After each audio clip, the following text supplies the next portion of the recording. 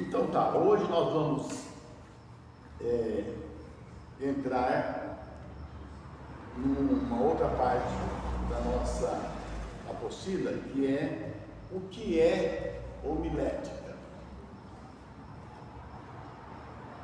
É a transliteração de um verbo grego, homilio, não é humilio, não é um verbo humilhar, mas é homilio, que significa conversar, dialogar, falar perfeitamente. Agora na Bíblia isso aí não aparece muito não, só lá no Evangelho de Lucas e Atos, o mesmo escritor, né, escreveu Lucas, escreveu Atos dos Apóstolos, e aparece que quando Jesus estava com os discípulos no caminho de Emaús, né, e ele está ali falando com os discípulos. Esta palavra que ele falava com os discípulos, ele transmitia a palavra de Deus para eles, né, fazendo referência a Moisés, ele falava. Então a palavra ali é homilia. E tem em Atos 20, que o apóstolo Paulo falava ali também, e quando o apóstolo Paulo foi preso, que ele estava no alto da torre lá, da escada, que ele se dirigiu ao povo, a palavra que ele falava é homilia.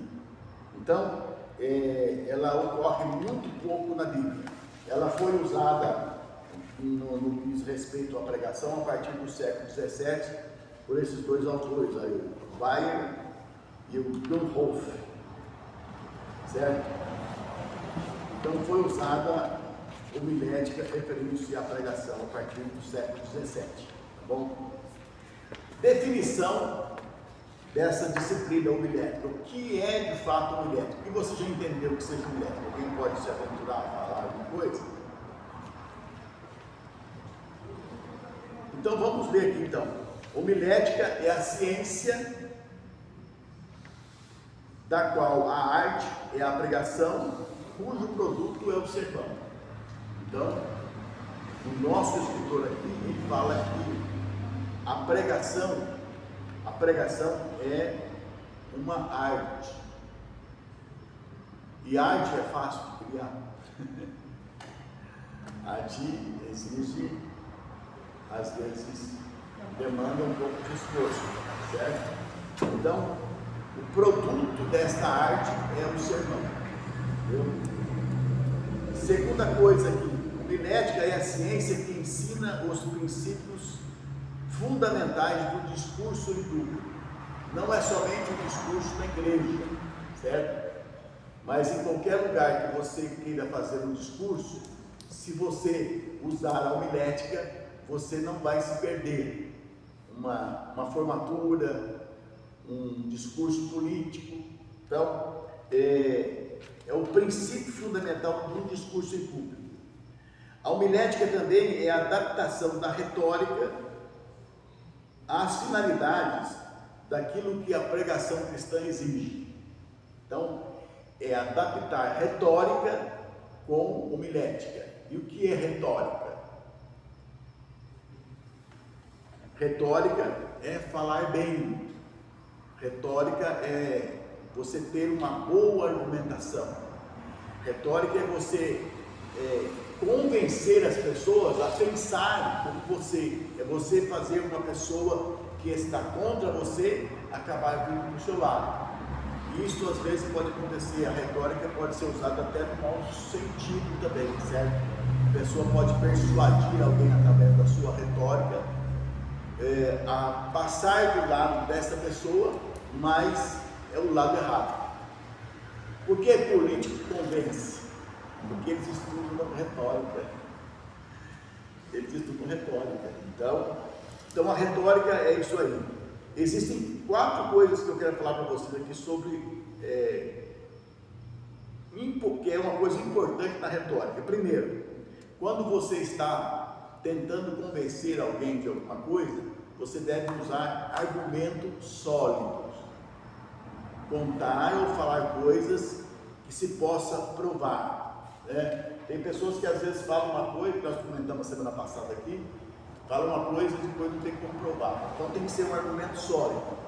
Quando você vai usar da retórica, estruture o seu discurso. O que é estruturar o discurso? É fazer aquilo que nós estamos fazendo aqui. Você vai fazer a introdução, você vai fazer a transição, você vai anunciar o tema, você vai fazer o corpo do discurso e depois você vai fazer a conclusão. Então a retórica exige isso. A retórica também não é muito aceita no nosso meio. Procura ensinar você a emocionar o seu público, fazer as pessoas sentirem.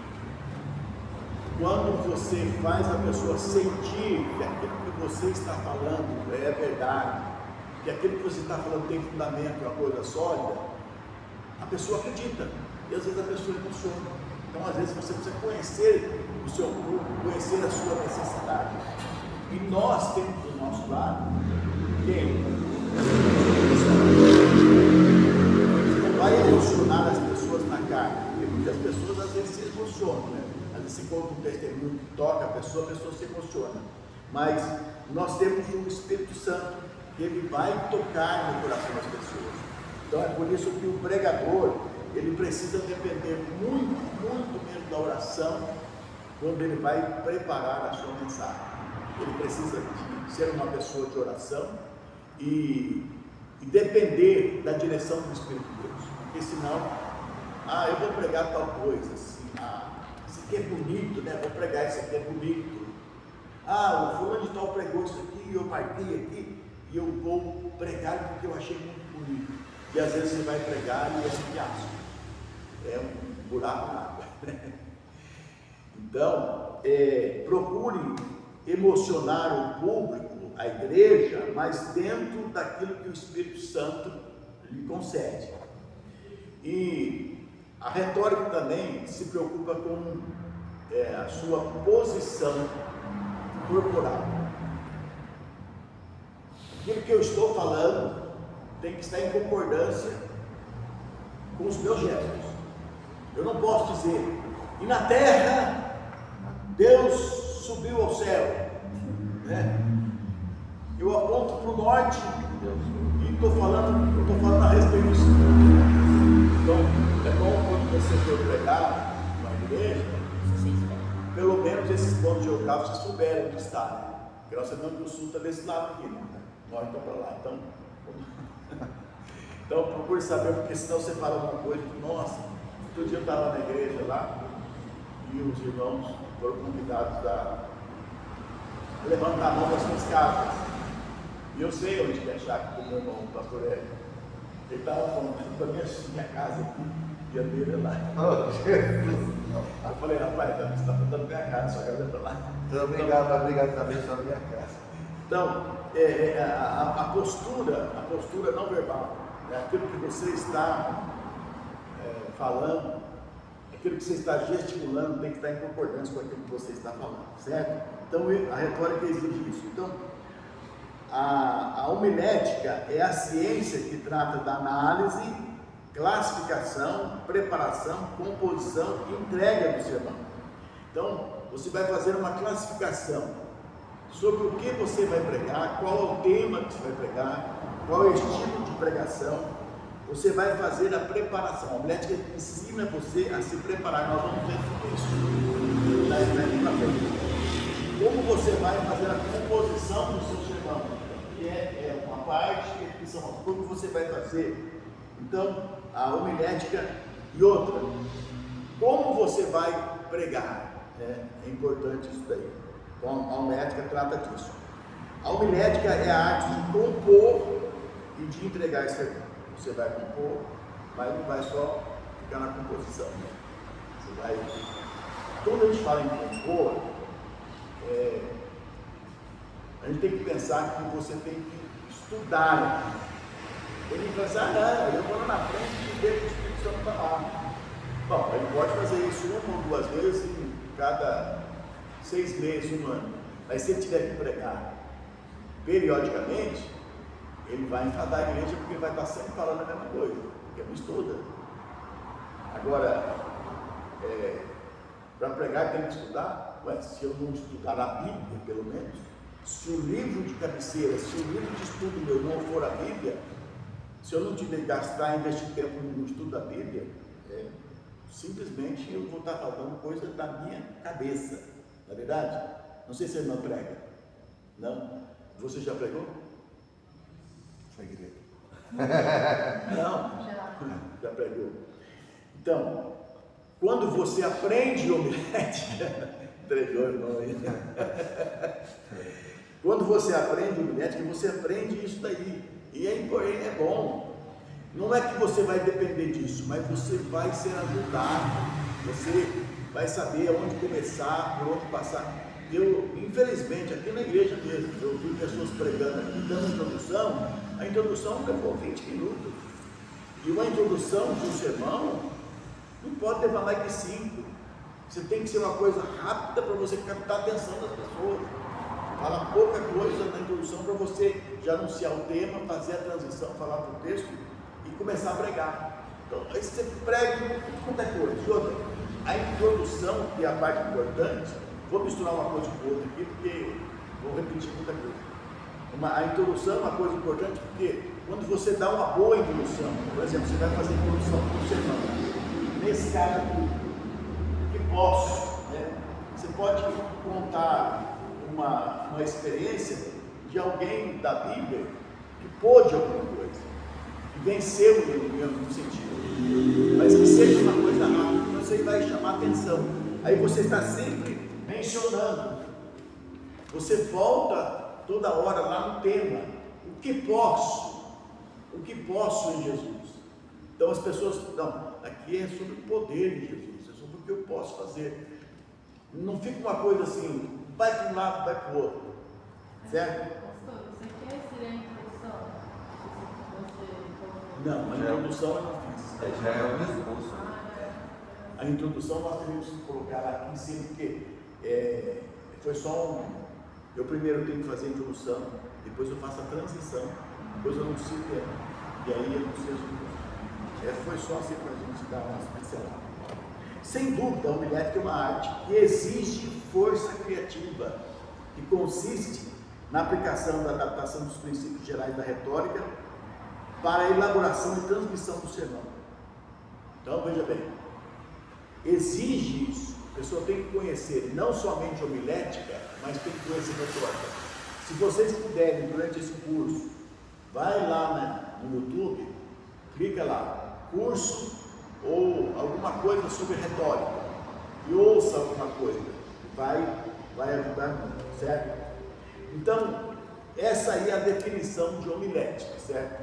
É você se preparar, é você usar a retórica, é você transmitir o sermão dentro de um esboço, não é uma coisa assim aleatória, você vai passar de uma coisa para outra. Então, a homilética é isso, é a ciência.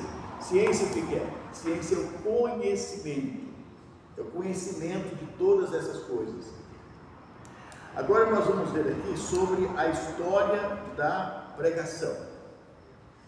Quando se começou a falar em pregação,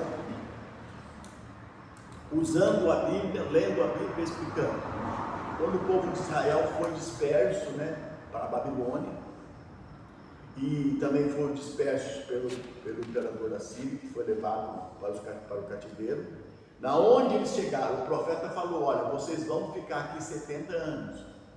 Teve profetas que estavam falando que eles iam voltar dentro de 2 anos, mas o profeta morreu, Vocês vão ficar 70 anos, então vocês façam de tudo aqui, vocês têm paz aqui, vocês construam, vocês façam tudo. E então eles começaram o quê? A construir sinagogas, que nada mais é que as nossas igrejas hoje, nossos templos, porque é errado falar igreja, certo é o templo. Nós não vamos à igreja, nós vamos congregar. Então eles começaram a usar as sinagogas, e ali eles faziam a leitura da lei e faziam uma explicação. É aí a homilia, ou a homilética que estava sendo usada, embora o nome era até desconhecido, E aí no tempo do Sócrates, do Platão, do Aristóteles, eles desenvolveram também a retórica, certo? Eles usaram muito disso aí. Quando uma pessoa ia se candidatar a algum cargo, eles ensinavam essa pessoa a aprender a retórica para ele poder discursar bem. Convencer os outros. É? Convencer os outros. Isso, convencer os outros. Meu ponto de vista é o certo. E os romanos, influenciados pelos gregos, eles desenvolveram a retórica na forma de oratória. Jesus, Jesus ele foi um dos maiores pregadores, oradores, e que ele falava, né? Lembra que Jesus chegou na sinagoga e deu aquele texto lá, o Espírito Santo, ele fala, hoje esta palavra se cumpriu aos nossos ouvidos, hoje se cumpre essa palavra. E ali ele usava o quê? Da explicação, fazia a explanação do texto. Mas a pregação em público, ela vem de muito tempo, né? A Bíblia diz que Noé era o pregoeiro da justiça. Tá? Ele falava em público, né? Porque quem fala que ele era pregoeiro da justiça é Pedro que fala sobre isso. Nós vemos também Ló em Sodoma e Gomorra.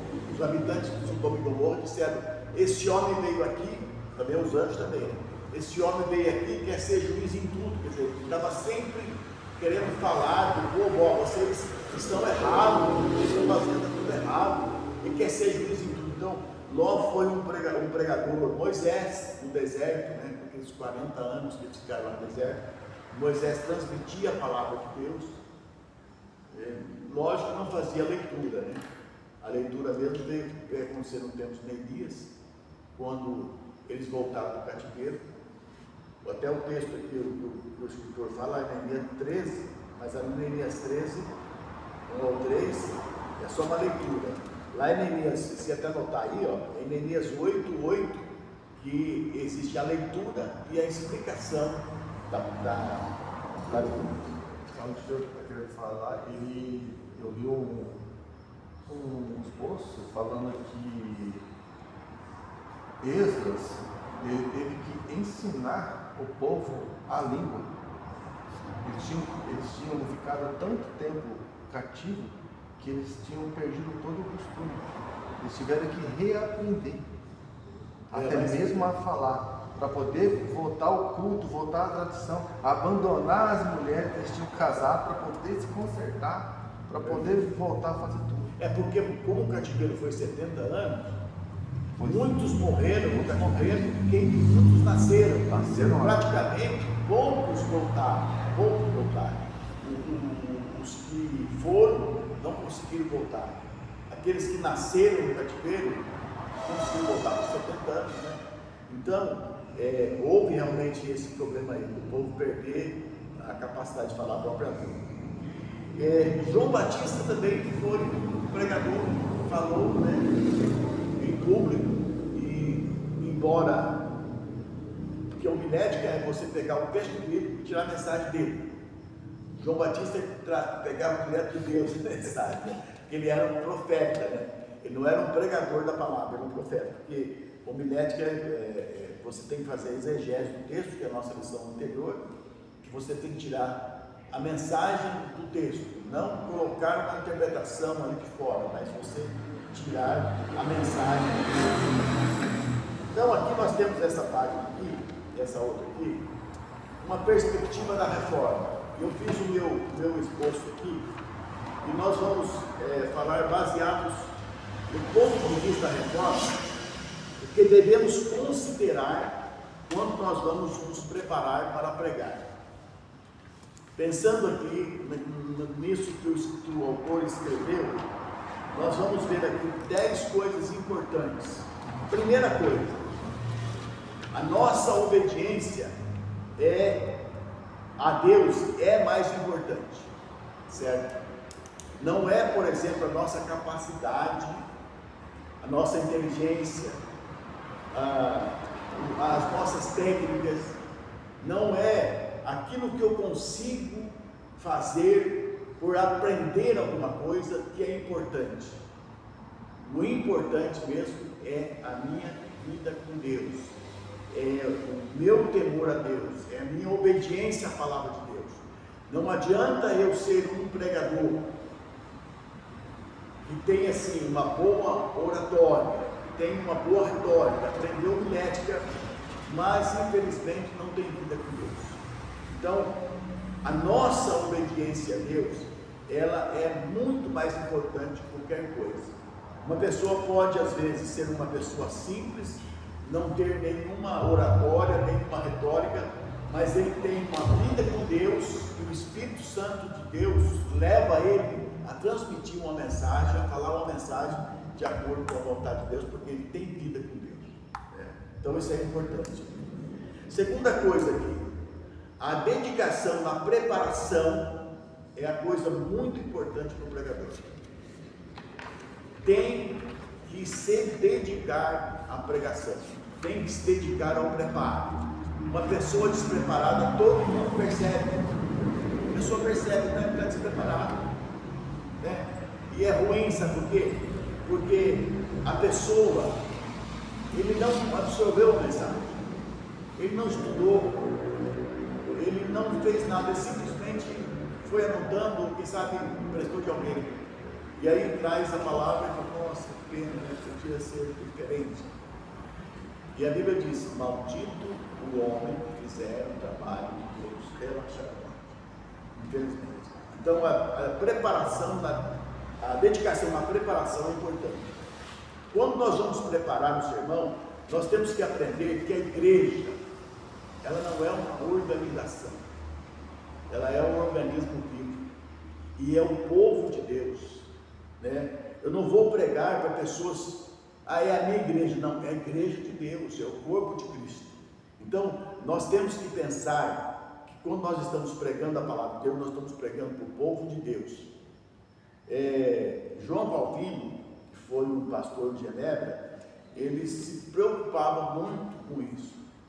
Ele tinha um propósito e sempre pensou, a coisa mais importante para a igreja é a pregação da palavra de Deus e a ministração dos sacramentos.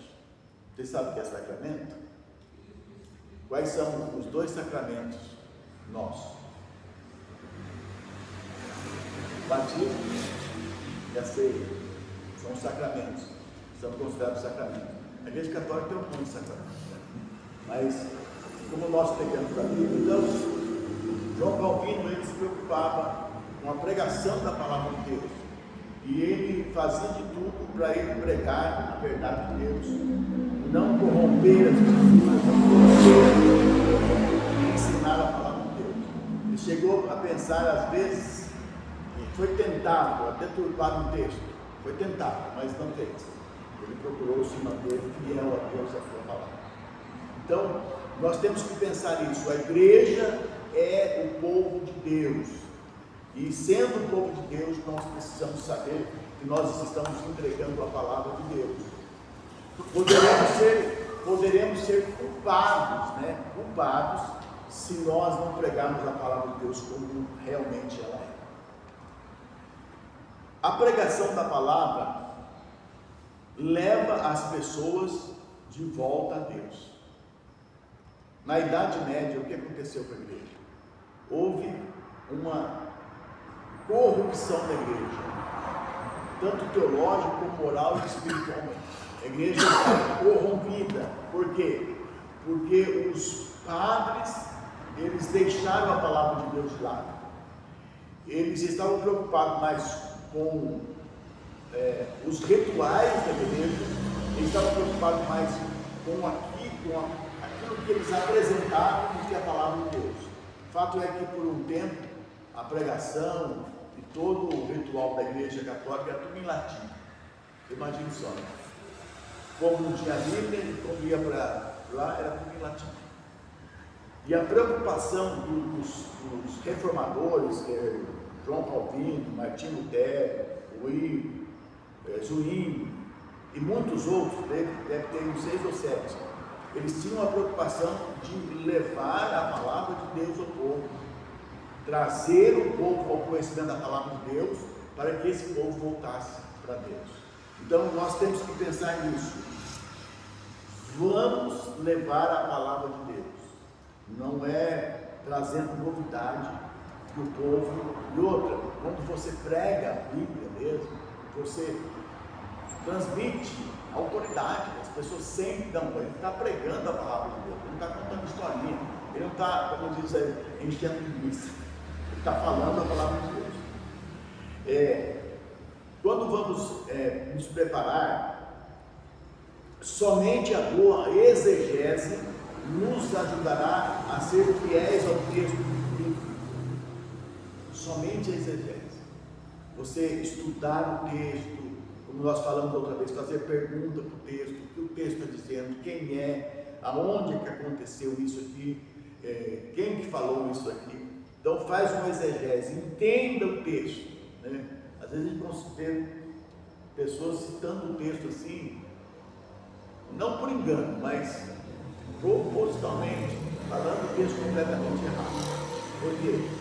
Porque não leu, não estudou o texto, não fez uma exegese. Então, quando nós vamos nos preparar para pregar, nós temos que pensar nisso. Fazer uma boa exegese, que é da boa exegese que nós vamos. João Calvino, meus prezados, ele procurava pregar todos os livros da Bíblia. E ele disse que ele fazia uma exegese da Bíblia e transmitia isso para o povo. Porque ele tinha a preocupação de pregar a verdade de Deus. Uma outra coisa aqui. A oração é muito importante para recebermos as revelações da palavra. A oração é importante. Quando formos convidados para pregar, eu sempre faço isso. Teve um tempo que eu não fazia isso. Teve um tempo que era novo na terra, novo na pregação, quando era convidado para pregar, eu já ia pensando assim, qual que é o sermão que eu vou pregar? Ia lá no meu esboço e procurava e de repente encontrava alguma coisa. Hoje eu faço diferente.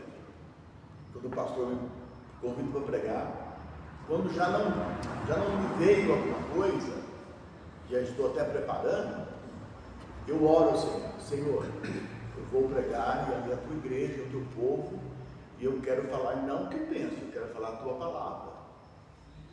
O teu Espírito me coloca. De repente, daí um pouco, ou talvez uma hora depois, na mesma hora, me deu um texto assim na mente, assim.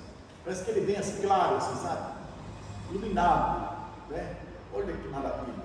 Aí, o que acontece? Às vezes é uma passagem longa, às vezes é um capítulo da Bíblia. O que eu vou fazer? Eu vou estudar, vou ler, vou reler,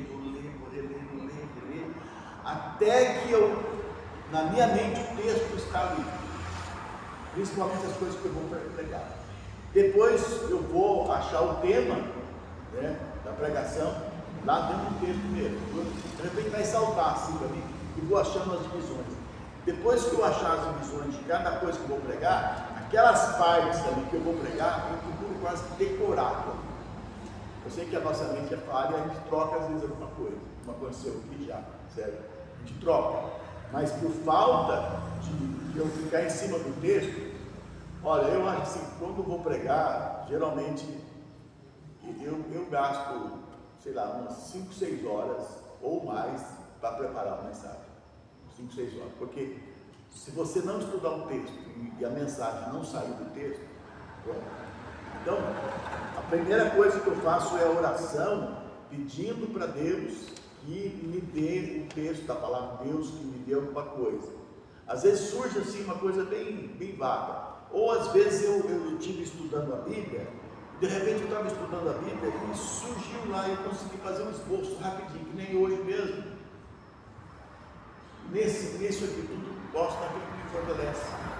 Eu coloquei lá, eu posso isso, eu posso vencer o diabo, eu posso vencer o mundo, eu posso vencer a carne, eu sei que coloquei 5 coisas, só faltou a argumentação. Então, a oração é incrível. Se nós colocarmos assim, não, a igreja de Deus é um organismo bíblico na terra, não é uma instituição, não é uma organização, não é a igreja renovada, é o corpo de Cristo. Se eu orar, o Espírito Santo ele vai ajudar, ele vai trazer o texto bíblico e nós vamos pregar aquilo que o Espírito Santo quer. Então, pregar a palavra de Deus é importante, mas muito mais importante é você pregar na direção do Espírito. Acho que a última frase que está aí, coisa aí, é essa aí. Pregue a palavra de Deus. Quem prega a palavra de Deus, prega com poder. Mesmo? Como é que está a última frase aí?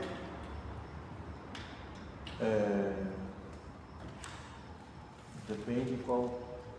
Ninguém pode pregar com poder sobrenatural se não pregar a palavra de Deus. E ninguém pode pregar. Eu não posso pregar com poder sobrenatural se eu não pregar a palavra de Deus. Mas eu tenho que acrescentar aí, sob a direção do Espírito Santo. Você tem que acrescentar. Pregar com poder a palavra, eu só vou pregar com poder se eu pregar a palavra. Sob a direção do Espírito. Porque é o Espírito Santo que vai trazer o texto, a mensagem que a igreja está precisando ouvir. Não é eu pensar nos problemas que a igreja está tendo. Porque de repente, se eu pensar nos problemas que as pessoas estão tendo, eu vim pregar, e de repente eu causo mais estrago.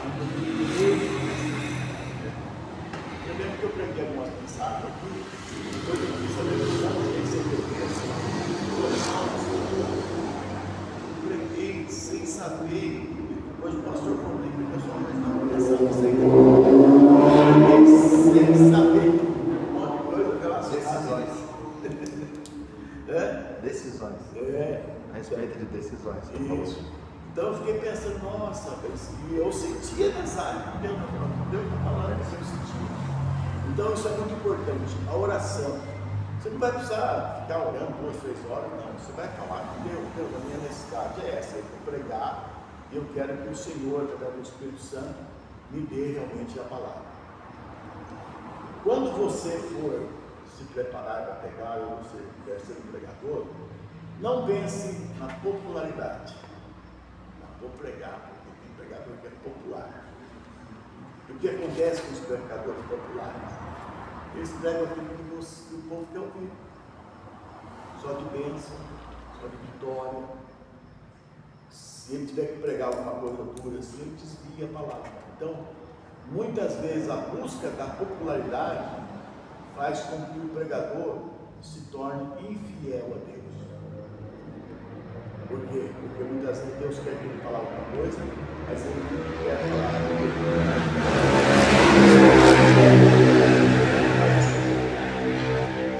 Então, não pense em ser popular, mas pense em pregar com fidelidade a palavra de Deus. Uma outra coisa, em 8º lugar, não espere que a igreja vai aprovar a sua mensagem com unanimidade. Não espere. Não vai haver aprovação. Uma parte da igreja vai te aprovar, uma parte da igreja vai dizer, pastor, que é bênção, meu irmão, que bênção. Você pregou a palavra que eu estava precisando ouvir. Mas tem outros que vai passar perto de você assim, cara feia. Porque às vezes você tocou uma ferida, você não sabia, né? Você tocou uma ferida. Então, nunca vai haver unanimidade. Não pense nisso, porque se nós pensarmos que a igreja vai ser unânime na aprovação daquilo que nós pregamos, isso não vai acontecer. Eu acredito que isso aí como diz o autor da postura aí, é imaturidade espiritual. Nono lugar,